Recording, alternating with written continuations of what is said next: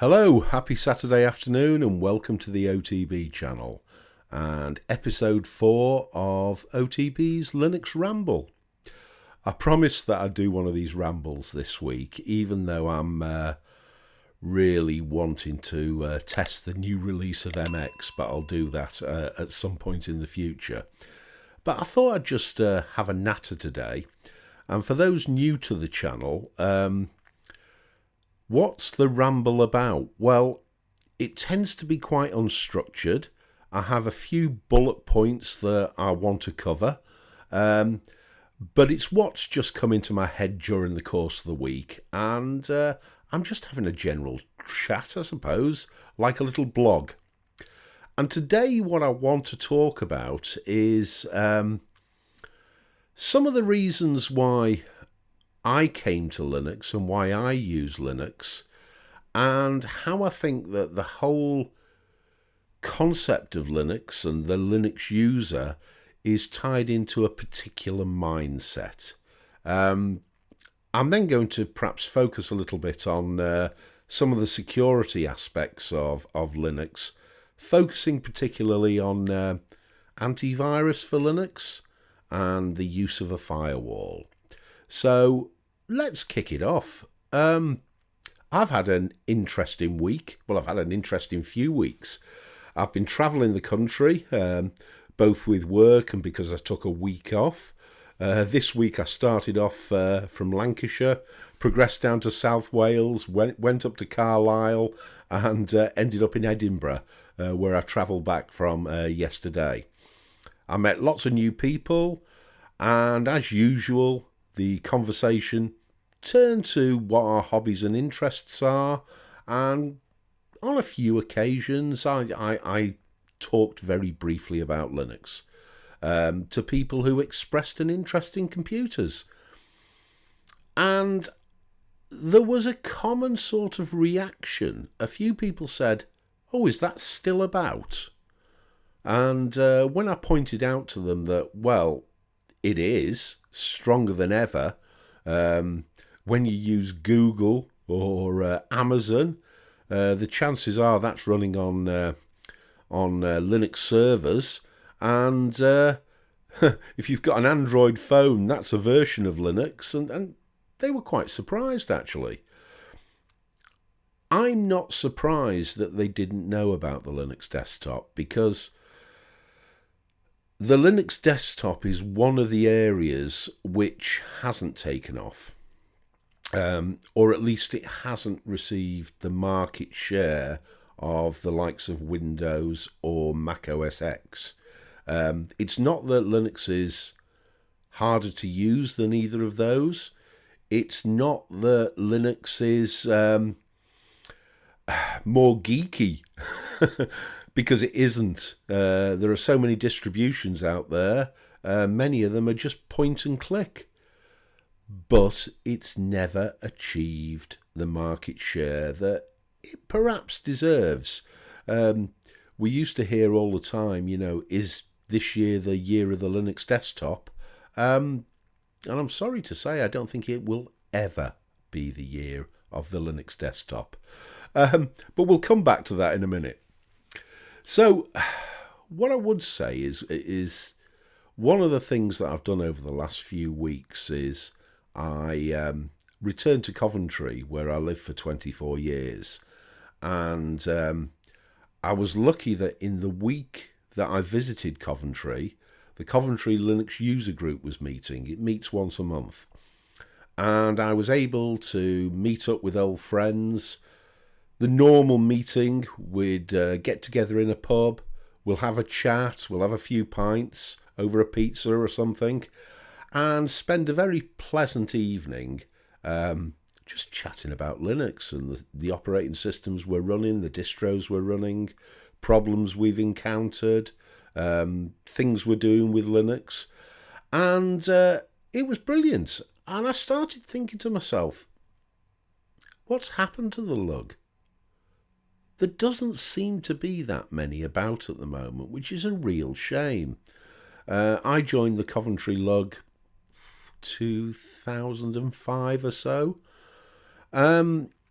And it was a very different sort of group at the time. People were just starting to hear about Linux, and they were joining the group to find out more. And it was more formalised in a way at that point. We would have technical talks and members giving demonstrations of the sort of things that they'd been doing, and we'd have social nights as well. What seems to have happened to Coventry Lug over the years, it's become more of a social group, which I'm all for because that was the part that I enjoyed the most. And when I moved up to Lancashire, I had an attempt to look for a local lug, and there didn't seem to be one. There's one in Blackpool, and there's one in Manchester, certainly, and there was, according to the Linux format page, one in Preston. And I emailed the lug leader in Preston, and the email just bounced back. And I had a look at the messages on the message board, and there was nothing really there since 2017. I've sort of taken that to meaning that it's fizzled away and it's not really active anymore, which I think is a real shame. The Blackpool lug, which was very, very popular, now seems to have merged with a makers group, which is all good. It's kept it going. But I'm not really interested in the making side of things. I'm only interested in Linux. And the Manchester lug, if it's still active, it's a little bit far to go to have a drink, and I try not to drink and drive. So it started me thinking, really, maybe the Linux landscape out there has started to change. And of course it has. We're more online now. We get our information from the internet, from YouTube, from Google. All the answers are out there. There isn't a need as such to go and seek out help from the likes of a Linux user group. The people who tend to go to Linux user groups, certainly in Coventry now, are the people who've attended for years and have become friends, and it's become more of a social thing. The same could be said for online forums. They used to be the place to get information. They don't appear, or this is my view, they don't appear to be anywhere near as active as they used to be. And I'm pretty sure that's because the answers people were seeking are now more available. They're a quick Google search away. And it's a shame in a way, but the community aspect of Linux has become more separated, diverse, perhaps less about individuals having a natter with each other and more about just searching individually for the answers to questions. I had a situation this week with my Arch install, for instance. I tried to do an update and there was a dependency problem and I was getting an error message. So the first thing I did was do a quick Google search with the error message. I immediately came up with an answer. There was apparently an incompatibility with Pacman and Yay, and the simple answer was to uninstall Yay, run the update, and then install the Git version of Yay, and all is good again. It took about 2 minutes. I didn't need to go to a forum. I didn't need to ask members of a lug. I had the answer at my fingertips. And I think that's changed the landscape of Linux incredibly. I think we rely now more on Google and YouTube than ever before. Having said that, what does this mean for Linux? I think, in a sense, because we no longer have the lugs and we no longer have the very, very active forums, I think the Linux desktop itself has possibly become less visible rather than more visible over the years. Despite the fact that Linux itself, the Linux desktop has become more and more usable. People just aren't aware of its existence. But if they were aware of its existence, would that make much of a difference? And I'm not convinced that it actually would. Because if we take a step back and look at who is your standard Linux user, is it someone who's a geek? Not necessarily. I was watching a video earlier today by DT on DistroTube, and he was talking about Linux elitism. But not all users are Linux elitists. I'm certainly not. I'm pretty clueless as far as using Vim or Emacs is concerned. And I can open files and save files in Vim. I'll tend to use Nano because I find that easier. But for the most part, I don't delve that deeply into the system. And I suspect that an awful lot of users are the same as me. So what is it? Why do people, or who is it that uses Linux? Well, I thought I'd start off by having a think about why I came to it. So why did I come to Linux? Well, I think I've mentioned this in a couple of my chats before. It happened many years ago, about 2004, and I was looking to build some computers for my young lads. I couldn't afford Windows licenses, and I heard about Linux and thought I'd give it a go because it seemed to have the advantage of being very secure and not being quite so susceptible to viruses and spyware as Windows was in the day. So I suppose for me, that was my primary motivation. However, I also believe that I had a need to run Linux. I didn't have a need because I needed to run some of the programs that were in Linux. I didn't have a need because of the hardware that I had. I had a need to run it because it was something in me, a particular mindset that I just wanted to find out about it.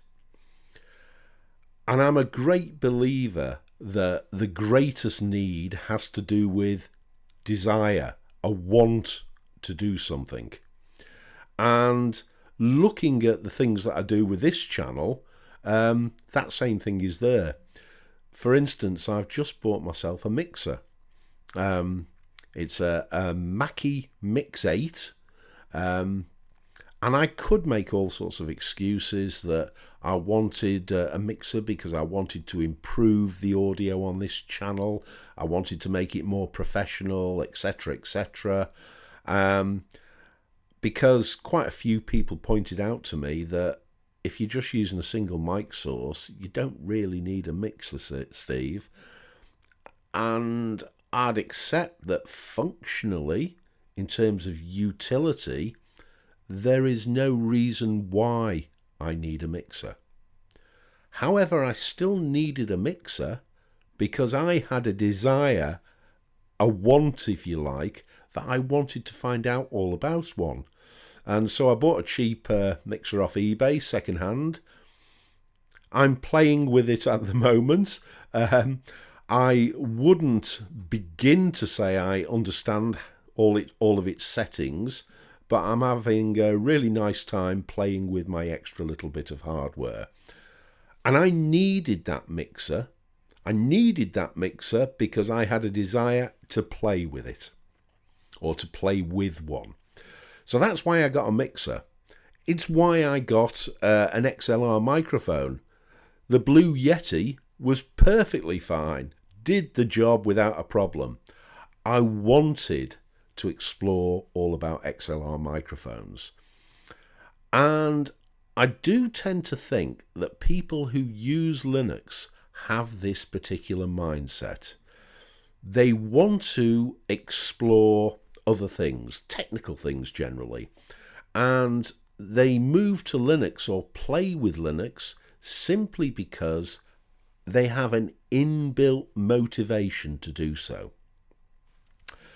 So it's partially about mindset, but those who stay with Linux need a little bit more than that. They also need an inquiring mind, which is prepared to find answers when problems present themselves. And problems will always present themselves. And the people who stay on Linux are those people who are prepared to do Google searches and find the answers themselves. And I think this is at the heart of why Linux has such a small market share. The vast majority of people out there do not want to do the work that's involved, the exploration that's involved in trying something new like an operating system. They will use whatever operating system comes on their computer when they buy it. My wife is a case in point. She was looking for a new laptop. She had a Windows laptop which was well past its sell-by date, and I suggested she update it. And knowing that the most she does on a computer is a little bit of shopping, a little bit of Googling around, a bit of YouTube, I suggested a Chromebook. And we picked up a cheap Chromebook on eBay, and it's suited the purposes she puts it to for the last 5 or 6 years. She could never see the point of using Linux, because for her a computer is little more than a browser. Yes, she could do everything she does on Chromebook that she does in Linux, but she would never even dream of changing. And I think that's the problem of why we don't have more people in the Linux world. It would certainly help if Linux came pre-installed on computers. I know you can get hold of them, but if it was just a general thing, people would get used to Linux. They would use Linux, but most people just won't think about it.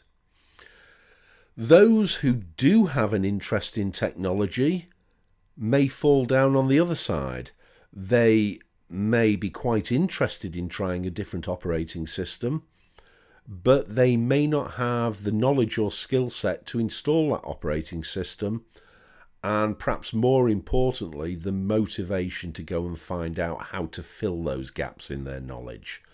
So, for instance, things that we kind of take for granted, burning an ISO file to a USB stick, going into the BIOS to change the boot order, repartitioning the SSD or the hard drive. The vast majority of people have no idea how to do those things, and if truth be known, are disinterested in finding out. You then have the other group of people who have an interest in exploring Linux, but have no idea how to go about doing it, and almost play a victim. They don't know how to burn an ISO file to a USB stick, and rather than seeking out the answers through Google or YouTube, they simply ask the question, how do I? How do I? And this is, of course, the type of person that doesn't generally settle well into a forum, because most of us who use Linux are of the mindset that you do the groundwork before you ask a question. And if you haven't done the groundwork to start off with, you ask yourself the question, so, okay, you've come across a problem. What are you asking me for? Have you Googled it first? Have you looked up the answers yourself? Have you tried to get a little bit further? A little bit like that problem I had with Arch. And I've had a few questions actually on my channel. that kind of fell into that scenario. I posted a video a while ago on how to resolve an UEFI booting error on VirtualBox, and I've had a few comments of, this isn't working for me, what do I do? Well, I'm not being funny, but I'm not a help desk. It worked for me. You haven't even given me the Linux distro you're using.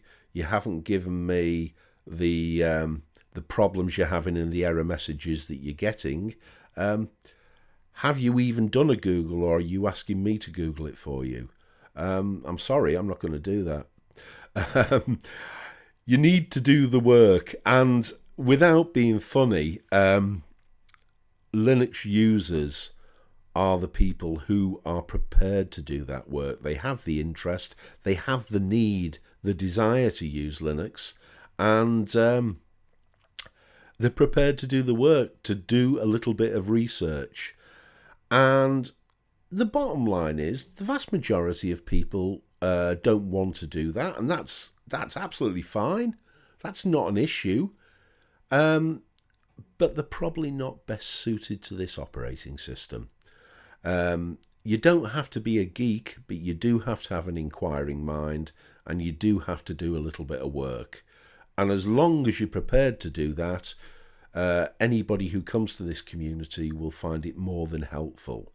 But what the community tends not to like is, and I hesitate to use this word, the victim mentality that expects other people to do the Google searches for you. Right, I'll probably get lots of downvotes for that, but I think it's quite true. It's one of the reasons a number of years ago that I stopped participating in forums, because once you get to a certain level of knowledge and you're trying to help people, you do get an awful lot of inane questions. You're always happy to help people out, but unless they've done a little bit of the groundwork themselves, you tend not to feel that helpful. So, year of the Linux desktop, I don't think it's ever going to happen. Linux isn't just for geeks. Linux is very easy to use. It's certainly on a par, if not better, than the other operating systems out there. But I think you still do need to have a particular mindset if you're going to use it, because for the most part you're going to have to install it and set it up yourself, and the vast majority of people out there are not going to want to do that. Now, having said that, if you get through those stages and you are that sort of person, there are major benefits to using the system, and a great deal of it has to do with security. So, having mentioned security, I think this is one of the areas where Linux is actually less work than other operating systems. I have a general interest in operating systems. I use Linux for the most part, but not exclusively. I use Windows at work. I do have a laptop here at home that I have Windows on that I generally use for work. I have a little MacBook Air from 2013. I use an iPhone. I've got an Android phone for work. So I use a whole mix of things. The operating system that requires the least work of any of them is probably Mac OS X. My little MacBook Air I bought in 2013. I know very little about it because it's never gone wrong. I have it downstairs. It's a little laptop that I use for just the web browser, for using AirPlay to throw movies at my TV. I have, just for checking my email. I've never had any problems with it because it is so easy to use. The downside of that, of course, is I know absolutely nothing about Mac OS X because I've never delved into the system itself. Unlike Windows and unlike Linux. Windows, well, I was an IT tech for a while, and I made my living by fixing Windows machines. Normally Windows machines that were absolutely full of spyware and viruses. And although the situation's got an awful lot better since the Windows 95, 98 days and the original version of XP, I have to say that I wouldn't dream of running Windows these days without some form of antivirus and anti-spyware software. Whether it's as necessary these days, especially when you're behind a NAT router or a NAT firewall in a router, I don't know. But historically, my experience has been that it's a good idea to actually use it. By the way, I know this webcam, this Razer Kaiju, keeps messing about with the autofocus. I'm really sorry about that. If I disable the autofocus on this, it goes haywire. So I've just upgraded the firmware and it seems to be getting a little bit worse, but hopefully we'll get over that. But yes, so I'm in a sense operating system agnostic because I use them all, but Linux is my favourite. But in terms of security, Linux is also less work. So if you've just come to Linux and you've managed to get it installed and you're finding out a little bit about the system, if you've been a Windows user, you have probably, like me, assumed that antivirus and anti-spyware are just one of the things that you have to do to keep your computer or your laptop clean. Well, the good news in Linux is not so much. And for a couple of reasons, really. First of all, we have a tiny market share.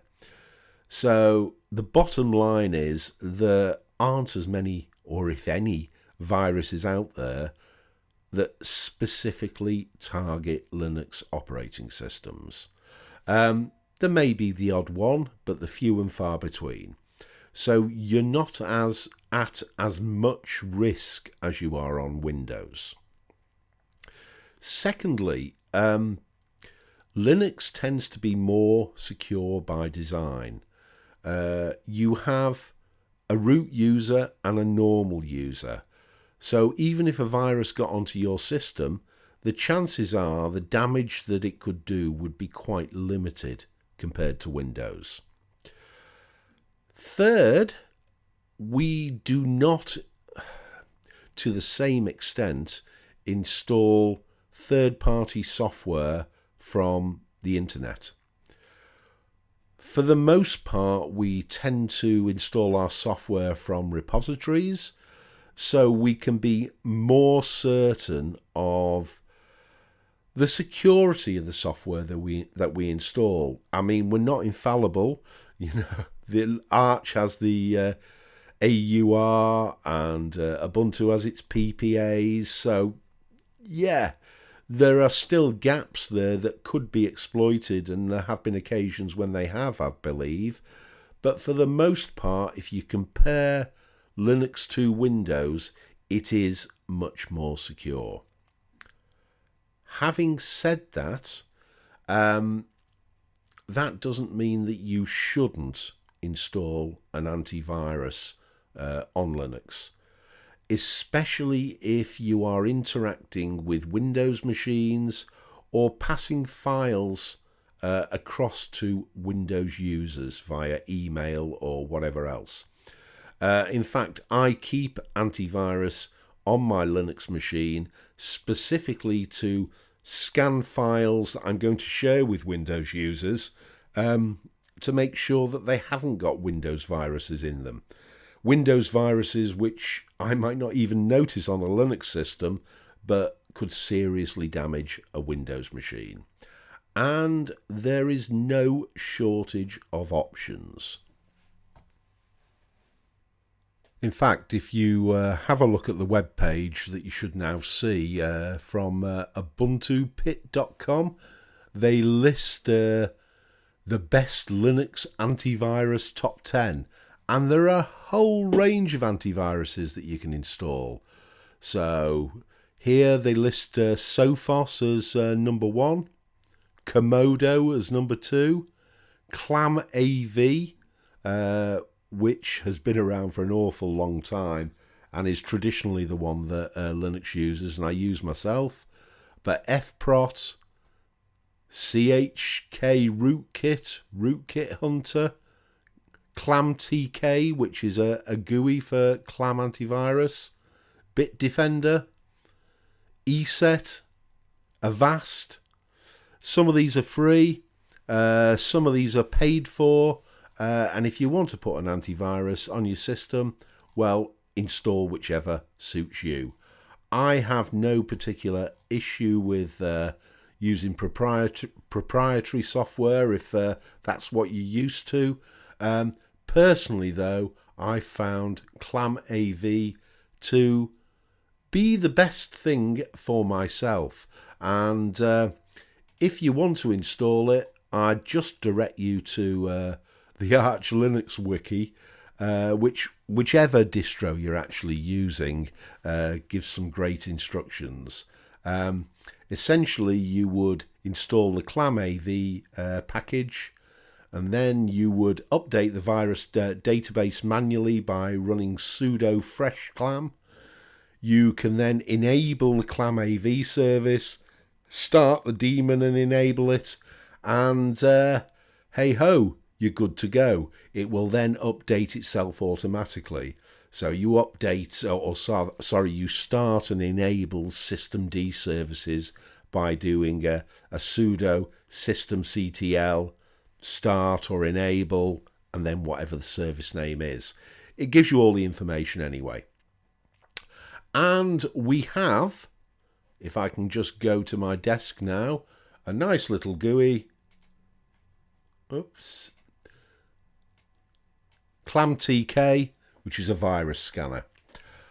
I tend to enable the service so that it updates itself automatically. I don't use it all the time, but if I'm about to share a file with a Windows user, just out of politeness as much as anything else, I will scan that file before I email it to them. So, lots of options. And if you read through the wiki, you can do all sorts with it. You can not only use the standard antivirus signatures from ClamAV, you can add additional unofficial signatures as well to enhance the security, or at least you can in Arch. You can do on-demand or on-access scanning. You can set it up for that. You can scan your email. You can do everything, basically, that you do with a standard Windows antivirus program. I tend not to have it running in the background all the time. I will just use it as and when. But I feel a little bit more comfortable having it on my system so that I can run a scan, should I wish to. Of course, it scans for Windows viruses, and that's what you're going to primarily be concerned about if you're using antivirus on Linux. So it's an option. It's not absolutely necessary. If you're an exclusive Linux user and you're not sharing files with anybody else, especially people who might be Windows users, you don't really need it.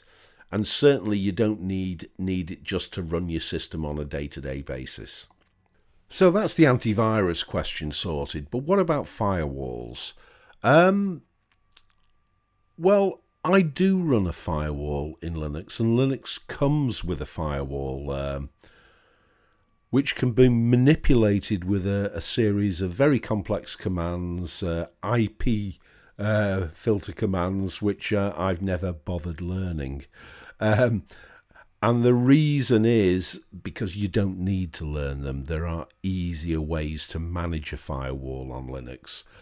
What I would first say, though, is just like antivirus, the need for a firewall on Linux is less urgent than it is on Windows, especially if you're not running any server-based applications such as SSH. Because none of the ports on your standard Linux system are going to be listening for incoming connections.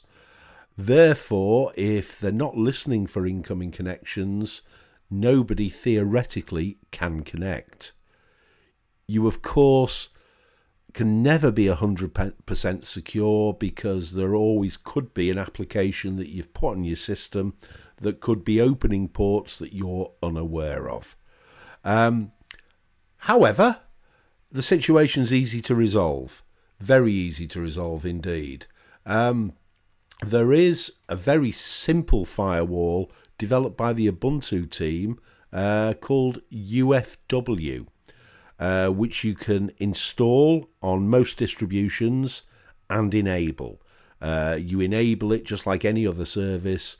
Systemctl, enable UFW. If I go to my desk now and open up a terminal, I will just run sudo UFW status, and if I get the password right, it should show me what I've actually got enabled. So let me just do that again. There we go. And what that's actually saying to me is, yes, I have port 22 open on my computer through my firewall. There are a whole range of terminal commands that you can use to operate UFW, and please Google them. The Ubuntu wiki has some great pages. However, what I use is a little graphical utility known as GUFW, and you can switch it on from here. You can set your default settings. I have it set to prevent all incoming connections but allow all outgoing connections, but I have port 22 actually set up so it's open and will allow incoming connections from anywhere. I am, of course, behind a NAT firewall on my router, and I don't have port 22 open on my router, so I am just opening port 22 on my internal network. That's all. It's very easy using GUFW to create a rule. I would just add a rule by clicking the plus button, and you set the policy, which would be to allow in what you particularly want to allow in. Well, let's say all, subcategory, right? You can go into real detail and you set your application. So let's have a look at the pre-configured applications here. Let's say you were running an FTP server. You just click FTP and click add.